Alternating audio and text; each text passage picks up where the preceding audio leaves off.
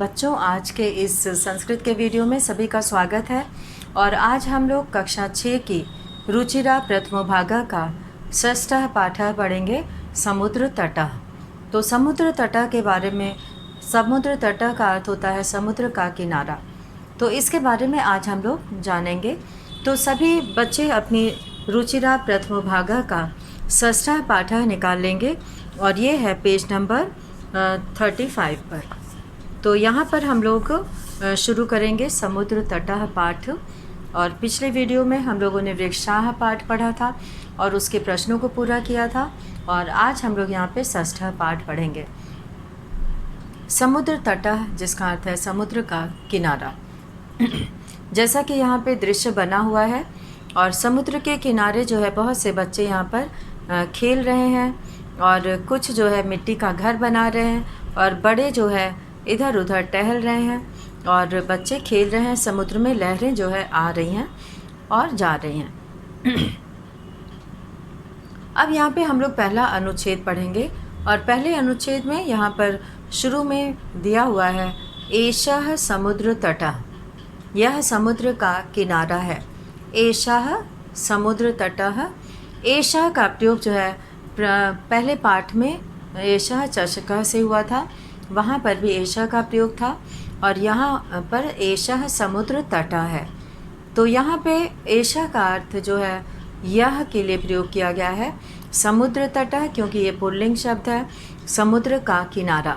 तो यहाँ पर जो है समुद्र का किनारा, और इसमें जो है पहला यहाँ पे वाक्य लिखा है एषः समुद्र तटः, यह समुद्र का किनारा है।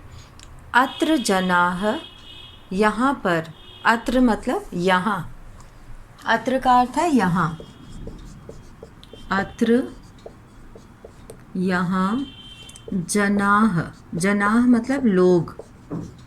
समुद्र के किनारे लोग जो है घूमने फिरने आते हैं। तो लोग, अत्र जनाः, यहाँ पर लोग, पर्यटनाय, पर्यटनाय का अर्थ होता है घूमने के लिए, पर्यटन के लिए अर्थात घूमने के लिए। लोग छुट्टियों में जो है जाते हैं घूमने के लिए। तो यहाँ पे लोग घूमने के लिए पर्यटनाय, पर्यटनाय का अर्थ है चतुर्थी विभक्ति का प्रयोग है यहाँ पे। जैसे बालक शब्द से बालकाय, यहाँ पे पर्यटनाय घूमने के लिए।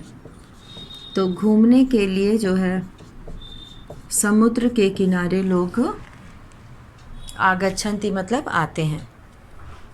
तो अत्र जनाः पर्यटनाय आगच्छन्ति, यहाँ लोग घूमने के लिए आते हैं।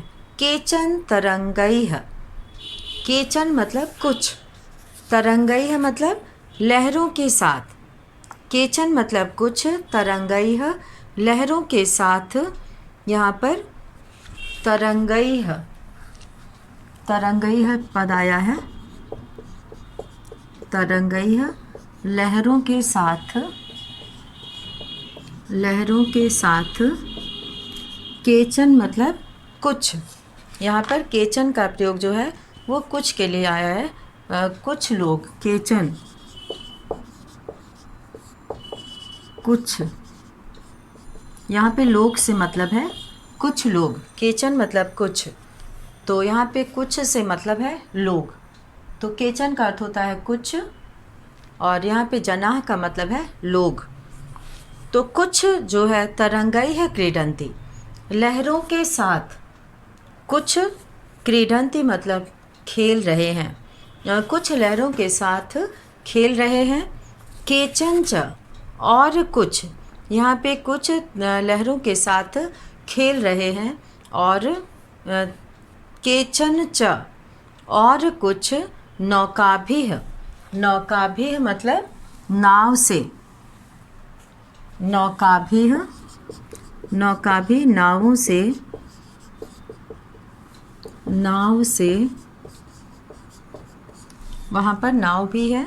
तो कुछ जो है जैसा कि दिख भी रहा है, कुछ जो है नाव से जल विहारम कुर्वन्ति, जल विहारम कुर्वन्ति मतलब पानी में घूमना, जल विहार करना, जल क्रीड़ा करना।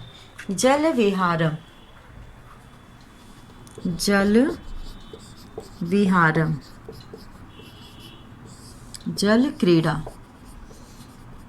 अर्थात उसमें घूमना, वहाँ पर पानी में नाव में बैठकर घूमते हैं और पानी को हाथ से कभी कभी छूते भी हैं।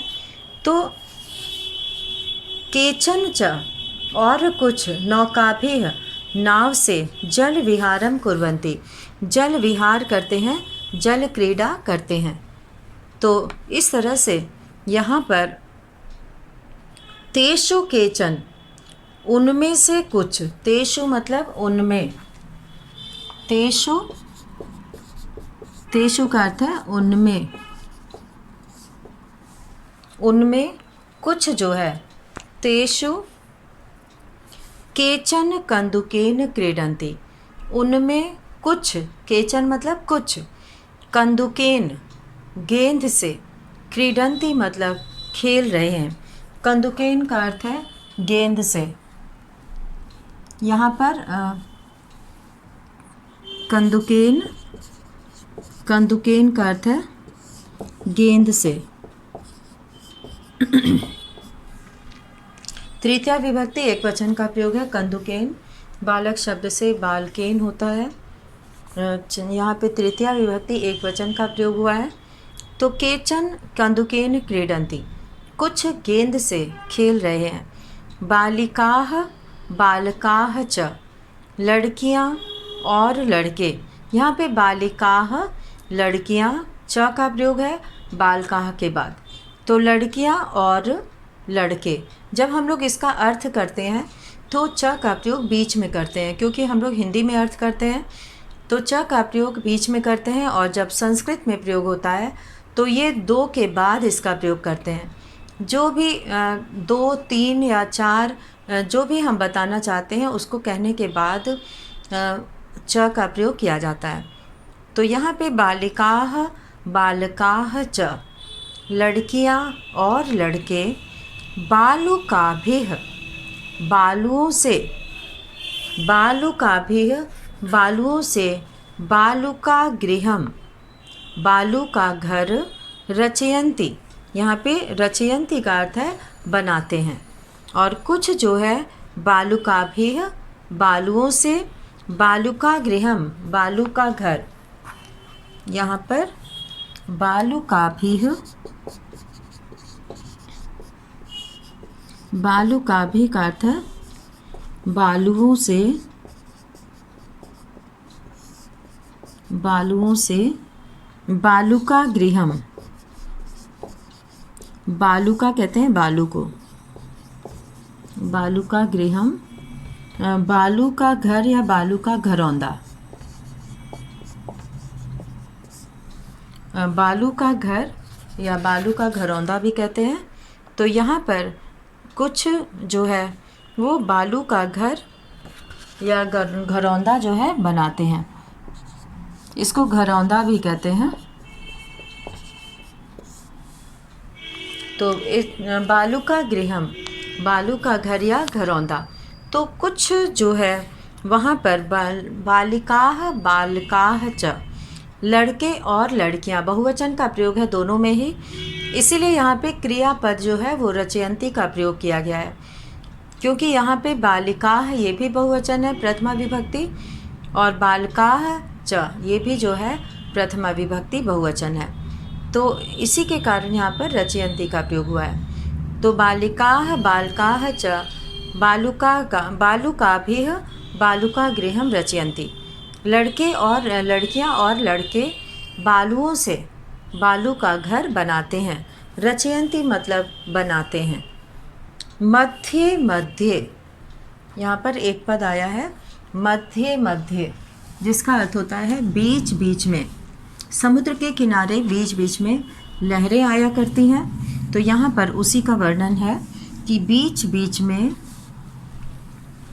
क्या होता है ये यहाँ पे बताया गया है।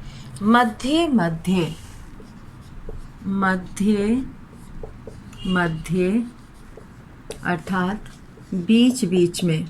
मध्य का अर्थ होता है बीच, बीच बीच में, बीच बीच में। तरंगाः लहरें, तरंगाः तरंगाः लहरें, बीच बीच में लहरें, बालुका गृहम, बालू के घर को, प्रवाहयन्ति, बहा ले जाती हैं। यानी कि जब लहरें आती हैं तो वे जो है बालू के बने हुए घर को, उनके पानी की लहरें जो होती हैं वो इतनी तेज़ी से आती हैं कि बच्चे जो वहाँ पर बालू का घर बनाए रहते हैं वो टूट जाता है और उस पानी में बह जाता है। तो प्रवाहयन्ति मतलब बहा देते हैं। प्रवाहयन्ति, जो बालू का घर बच्चे बनाते हैं उसे पानी की लहरें बहा देती हैं, बहा देते हैं। लहरें जो है उनके पानी के बालू के घर को बहा देती हैं। तो इस तरह से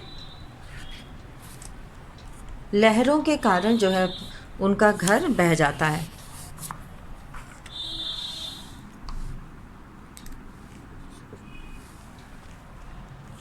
लहर जो है वो बहा देते हैं। एषा क्रीडा प्रचलति एव, यह क्रीडा मतलब खेल, तो यह खेल जो है प्रचलति एव, चलता ही रहता है। एषा क्रीडा, यहाँ पे क्रीडा जो है वो स्त्रीलिंग है, इसीलिए यहाँ पर एषा का प्रयोग हुआ है। और यह क्रीडा यानी कि यह खेल, क्रीडा का अर्थ है खेल।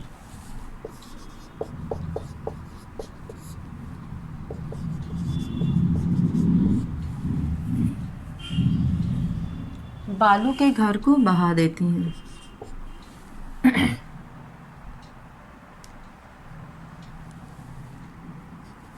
यहाँ पे क्रीड़ा कहते हैं खेल को, और प्रचलति एव का है चलता ही रहता है। प्रचलति एव,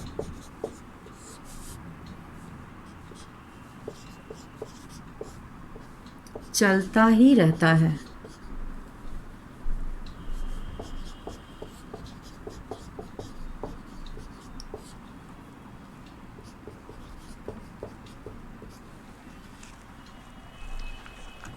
तो यहाँ पर एषा क्रीडा, यह खेल, यानी कि बच्चे जो है लड़के और लड़कियाँ बालुओं से घर बनाते हैं और जब लहरें आती हैं तो उनके घरों को बहा देती हैं। तो ये खेल चलता ही रहता है। वो फिर से घर बनाते हैं, तो इस तरह से उनको बहुत मज़ा आता है और वो गीले गीले बालू को दबा दबा कर उससे घर बनाते हैं। एषा क्रीडा प्रचलति एव, यह खेल प्रचलित ही है यानी चलता ही रहता है। समुद्र तटाः न केवलम, समुद्र तट न केवल पर्यटन स्थानानि, केवल पर्यटन स्थान नहीं है, केवल घूमने का स्थान नहीं है। पर्यटन स्थानानि मतलब घूमने की जगह। पर्यटन स्थानानि, पर्यटन स्थानानि यानी कि घूमने की जगह। पर्यटन स्थानानि, घूमने की जगह। अत्र मत्स्य जीविनः, अत्र मतलब यहाँ, मत्स्य जीविनः, मत्स्य जीविनः का अर्थ है मछुआरे। मत्स्य जीविनः, मत्स्य जीविनः का अर्थ है मछुआरे, जो समुद्र के किनारे रहते हैं। मछुआरे जो मछलियाँ पकड़कर अपना घर चलाते हैं, उनको बेचकर वही उनका व्यवसाय होता है, क्योंकि वहाँ पर वही मिलता है। तो मछलियों से वो अपने मत्स्य जीविनः अपि, मछुआरे भी स्वजीविकाम चालयन्ति, अपनी जीविका चलाते हैं। यहाँ पे स्वजीविकाम यानी कि अपनी जीविका, चालयन्ति मतलब चलाते हैं। तो स्वजीविकाम, अपनी जीविका को, स्वजीविकाम,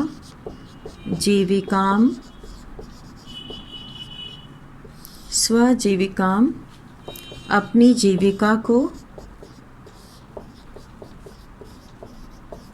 अपनी जीविका को चालयन्ति, चालयन्ति मतलब चलाते हैं, चालयन्ति चलाते हैं। जो मछुआरे हैं वो वहाँ पर मछलियों से जो है व्यापार करके मछलियों का और उससे अपनी जीविका चलाते हैं, क्योंकि वहाँ पर और सारी चीज़ें नहीं मिलती हैं, तो वही उनका व्यवसाय होता है।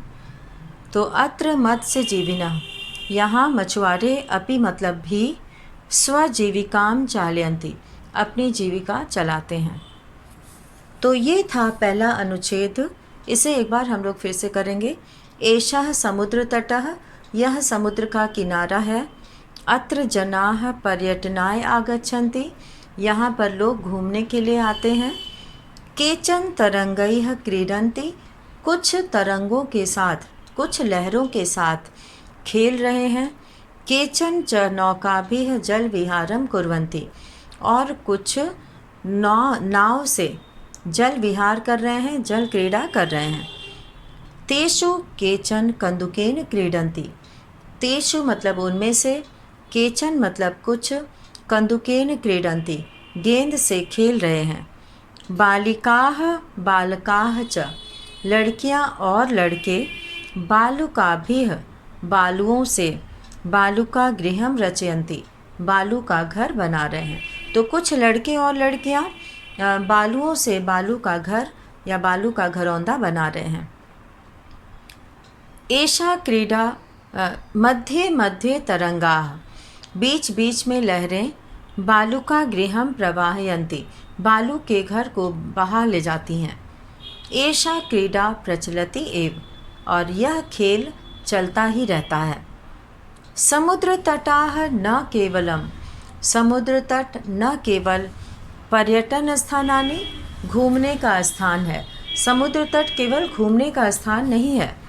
अत्र मत्स्य जीविनः अपि, यहाँ मछुआरे भी स्वजीविकाम चालयन्ति, अपनी जीविका चलाते हैं। अब है यहाँ पे अस्माकं देशे बहवः समुद्र तटाः सन्ति, हमारे देश में बहुत से समुद्र तट हैं, समुद्र के किनारे हैं। समुद्र तट कहते हैं समुद्र के किनारे को। अस्माकं मतलब हमारे।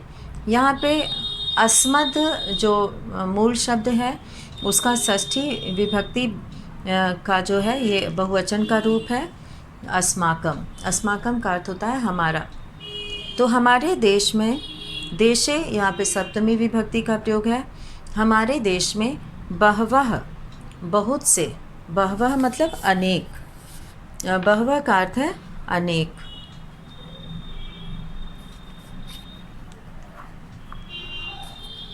बहवः, बहवः का अर्थ है अनेक। समुद्र तटाः सन्ति, समुद्र के किनारे हैं। अस्माकं देशे बहवः समुद्र तटाः सन्ति, हमारे देश में अनेक, बहवः मतलब अनेक, समुद्र तटाः, समुद्र तट अर्थात समुद्र के किनारे, सन्ति मतलब है, समुद्र का किनारा है जिसे समुद्र तट कहते हैं। एतेषु, इनमें, मुंबई, ये सारे नाम हैं जगह के। मुंबई, गोवा, कोच्चि, कन्याकुमारी, विशाखापत्तनम, पूरी तटाः अतीव प्रसिद्धाः सन्ति। तो एतेषु मतलब इनमें, एतेषु इनमें, एतेषु इनमें सब जगह के नाम है जहाँ का कि समुद्र तट बहुत प्रसिद्ध है। वहाँ लोग जाते हैं घूमने और वहाँ आनंद उठाते हैं, व्यापार भी होता है। तो अलग अलग जो समुद्र का किनारा है वो अलग अलग चीज़ों के लिए प्रसिद्ध है। तो इस अनुच्छेद में हम लोग देखेंगे कि कौन कौन से समुद्र के किनारे प्रसिद्ध हैं, फेमस हैं, और उनके वहाँ पे क्या विशेषता है। तो यहाँ पर कुछ नाम दिया गया है। इनमें से, एतेषु मतलब इनमें से, मुंबई, गोवा, कोच्चि, कन्याकुमारी, विशाखापत्तनम, पूरी तटाः अतीव प्रसिद्धाः सन्ति। और कन्याकुमारी, सबसे पहले मुंबई का नाम है, फिर गोवा है, फिर कोच्चि, फिर कन्याकुमारी, विशाखापत्तनम और पुरी का किनारा अतीव प्रसिद्धाः सन्ति, बहुत प्रसिद्ध है। प्रसिद्धाः बहुवचन है और संत भी बहुवचन है। तो ये सब किनारे जो है, समुद्र के किनारा जो है वो बहुत प्रसिद्ध है। गोवा तटः, गोवा का किनारा, गोवा का समुद्र का किनारा, सबने नाम भी सुना होगा और उसके बारे में जानते भी होंगे कि गोवा तट, गोवा का समुद्र का किनारा विदेशी पर्यटकेभ्यः, विदेशी पर्यटकेभ्यः, विदेशी पर्यटकों के लिए, पर्यटक उनको कहते हैं जो घूमने जाते हैं, घूमने के लिए आते हैं उस जगह पर, तो उनको पर्यटक कहा जाता है। और जिस स्थान पर आते हैं वो पर्यटन स्थान कहा जाता है। तो यहाँ पर विदेशी पर्यटकेभ्यः, विदेशियों के घूमने के लिए जो पर्यटक होते हैं घूमने वाले, समधिकम रोचते, तो विदेशी पर्यटकों को ये बहुत अधिक अच्छा लगता है। विशाखापत्तनम, अब विशाखापत्तनम के बारे में बताया जा रहा है, ये जगह का नाम है। विशाखापत्तनम तटः, विशाखापत्तनम का समुद्र का किनारा वैदेशिक व्यापाराय, विदेशों से व्यापार के लिए प्रसिद्ध, प्रसिद्ध है। वैदेशिक व्यापाराय अर्थात विदेशों से व्यापार के लिए प्रसिद्धाः यानी कि प्रसिद्ध है। और अब यहाँ पर है कोच्चि तटः, कोच्चि का किनारा, कोच्चि का समुद्र का किनारा नारिकेल फलेभ्यः, नारियल के फल के लिए, नारिकेल फलेभ्यः, नारियल के फलों के लिए, ज्ञायते मतलब जाना जाता है। तो ज्ञायते का अर्थ है जाना जाता है, ज्ञायते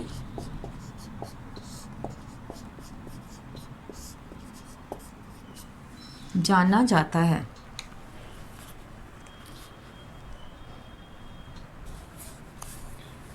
तो कोच्चि तटः, कोच्चि का समुद्र का किनारा नारिकेल फलेभ्यः, नारियल के फलों के लिए, ज्ञायते मतलब जाना जाता है। मुंबई नगरस्य, मुंबई नगर का जुहू तटे, जुहू का नाम सबने सुना होगा, जुहू तटे यानी जुहू का किनारा, सर्वे जनाः सभी लोगों के लिए, स्वैरम विहरन्ति बिना रोक टोक, वहाँ पे सर्वे जनाः सभी लोग, स्वैरम, स्वैरम मतलब बेरोक टोक यानी कि बिना रोक टोक के, यहाँ पे हम लोग ऊपर लिखेंगे स्वैरम, स्वैरम का अर्थ होता है स्वतंत्र रूप से, जिसमें कि कोई बंधन नहीं है, कोई रोकने टोकने वाला नहीं है, वहाँ पर सब जो है बिना रोक टोक के घूमते हैं। तो जुहू तटे स्वैरम, यहाँ पर स्वैरम पद है, बेरोक टोक,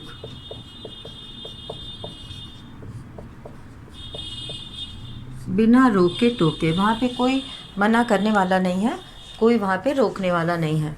तो जुहू मुंबई नगरस्य, मुंबई नगर के जुहू तटे, जुहू के तट पर, सर्वे जनाः सभी लोग, सर्वे जनाः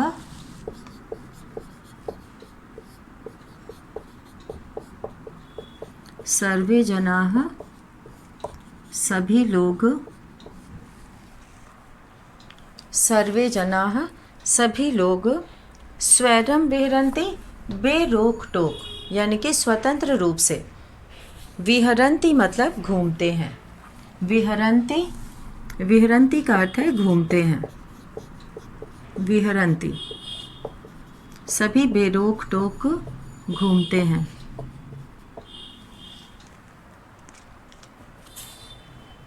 और उसके बाद मुंबई नगरस्य, चेन्नई नगरस्य मेरिना तटः, चेन्नई नगर का मेरिना तट, ये नाम है समुद्र के किनारे का। तो चेन्नई नगरस्य, चेन्नई नगर के मेरिना तटः, मेरिना का किनारा, देशस्य देश का, यहाँ पे षष्ठी विभक्ति का प्रयोग है, देश का, देशस्य देश का, सागर तटेषु समुद्र के किनारों में दीर्घतम सबसे बड़ा है। यानी कि चेन्नई नगर का मेरीना तट देशस्य सागर तटेषु, देश के समुद्र तटों में दीर्घतमः सबसे बड़ा है। ये जो है देश के सभी समुद्र के तटों में ये जो है सबसे लंबा है, दीर्घतमः, दीर्घतमः सबसे लंबा। ये समुद्र का किनारा सबसे लंबा है, यानी कि सबसे बहुत दूर तक ये फैला हुआ है। तो चेन्नई नगर का मेरीना तट जो है वो देश के सभी समुद्र तटों में सबसे लंबा है। और अब यहाँ पे हम लोग अगला अनुच्छेद पढ़ेंगे। तो अगले अनुच्छेद में यहाँ पे दिया है कि भारतस्य तिसृषु दिशासु, भारत के तिसृषु, तिसृषु मतलब तीनों, तिसृषु दिशासु, तिसृषु, यहाँ पर तिसृषु दिशासु, दिशासु तीनों दिशाओं में,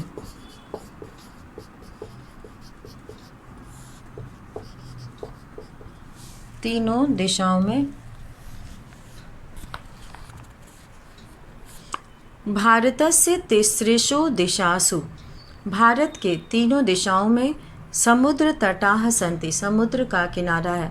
भारत के तीनों तरफ समुद्र है, तो तीनों ही तरफ समुद्र का तट है, समुद्र का किनारा है। अस्माद् एव कारणात्, और इसी कारण भारत देशः प्रायद्वीपः इति कथ्यते, भारत देश प्रायद्वीप कहा जाता है। प्रायद्वीप उसे कहते हैं जो तीन ओर से समुद्र से घिरा होता है। तो भारतस्य तिसृषु दिशासु, भारत के तीनों दिशाओं में समुद्र तटाः सन्ति, समुद्र तट हैं। और अस्माद् एव कारणात्, और इसी कारण भारत देशः प्रायद्वीपः इति कथ्यते, भारत देश प्रायद्वीप ऐसा कहा जाता है। कथ्यते मतलब कहलाता है। यहाँ पे कथ्यते का मतलब है कहलाता है। कथ्यते कहा जाता है। भारत जो है वो प्रायद्वीप कहा जाता है। पूर्व दिशायाम, पूर्व दिशा में बंगोपसागर, यहाँ पे नाम है बंगोपसागर, बंगाल की खाड़ी। दक्षिण दिशायाम हिंद महासागर, दक्षिण दिशा में हिंद महासागर। पश्चिम दिशायाम च, और पश्चिम दिशा में अरब सागरः सन्ति, पश्चिम दिशा में अरब सागर है। तो ये सभी सागरों का नाम है यहाँ पर। एतेषां त्रयाणाम, और इन तीनों का भी, इन तीनों का अपि मतलब भी सागराणाम, इन तीनों सागरों का, इन तीनों समुद्रों का संगमः, संगम भी कन्याकुमारी तटे भवति। संगमः कहते हैं मिलन को, संगमः, संगमः यानी मिलन। इन तीनों समुद्रों का मिलन कन्याकुमारी तटे भवति, कन्याकुमारी के तट पर, भवति मतलब होता है। अत्र पूर्णिमायाम चंद्रोदयः सूर्यास्तम च, अत्र मतलब यहाँ, पूर्णिमायाम पूर्णिमा के दिन, चंद्रोदयः सूर्यास्तम च, चंद्रोदयः मतलब चंद्रमा का उगना, और सूर्यास्त कहते हैं सूरज के डूबने को। तो चंद्रमा का उदय च यहाँ पे है, तो और सूर्यास्तम, और सूर्यास्त। युगपदेव, युगपदेव मतलब एक साथ ही, युगपदेव का मतलब है एक साथ ही, यानी कि सूर्यास्त और चंद्रोदय, चंद्रमा का निकलना और सूर्य का अस्त होना एक साथ ही द्रष्टुम शक्यते, द्रष्टुम शक्यते देखा जा सकता है, द्रष्टुम का मतलब होता है देखना, देखा, और शक्यते मतलब देखा जा सकता है।